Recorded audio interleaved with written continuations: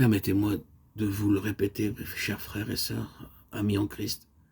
C'est par le témoignage, qui n'est pas un témoignage fait de mots, d'expressions, de doctrines, ni un système constitué par des vérités, des interprétations, dans la vérité même, dans la puissance, dans la pleine réalité, que nous devons être amenés constamment, non pas une fois ou deux fois, mais de différentes manières et en différents domaines, dans des situations où seulement Dieu pourra répondre aux besoins. Il est le Dieu de résurrection qui seul peut ressusciter les morts. C'est cela le témoignage, le véritable témoignage.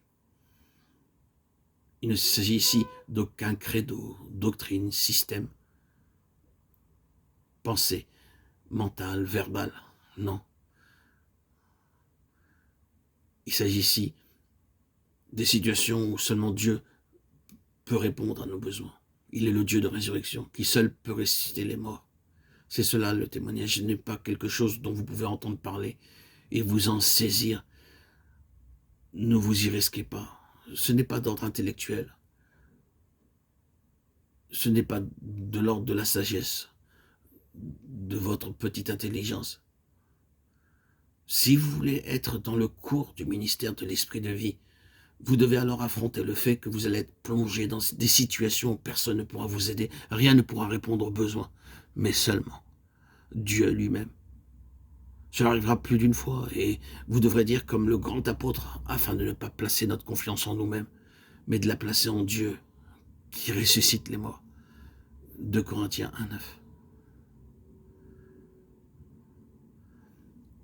Quand le fer surnage, vous avez le témoignage qu'il y a une vie qui triomphe de la mort. J'aurais désiré voir les divers incidents survenus dans la vie d'Élisée, mais cela nous conduirait trop loin. Mais il est bon de savoir qu'il y a toujours dans la vie de chaque enfant de Dieu, pour chaque croyant, cette constante manifestation de la vie triomphant sur la mort. L'aspect que nous voulons considérer maintenant, c'est que la succession dans le domaine spirituel est une question de vie, une vie qui prouve par elle-même et à plusieurs reprises qu'elle est pleinement suffisante pour manifester son pouvoir sur la mort. Le témoignage d'Élie se manifesta de nouveau après son départ. Cela voulait dire que la puissance de la vie était agissante, même quand lui-même, en tant que serviteur de Dieu et instrument, avait quitté la scène.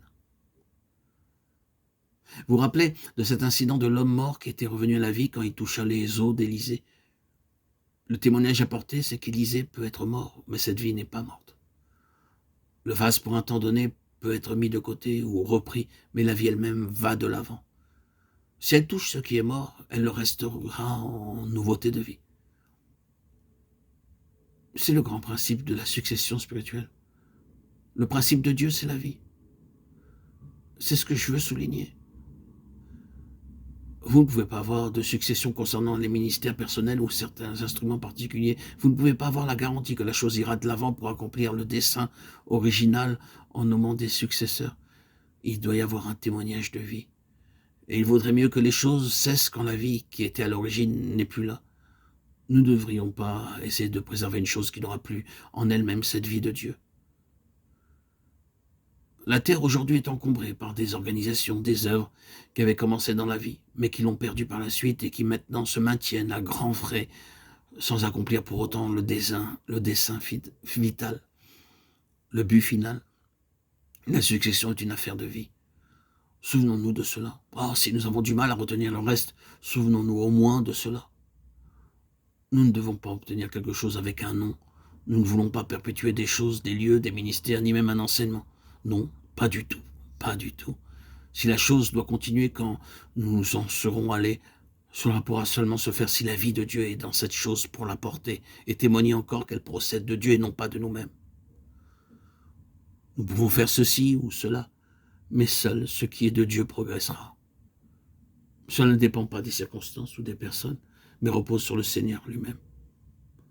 Le principe divin de la succession, c'est la vie du Saint-Esprit.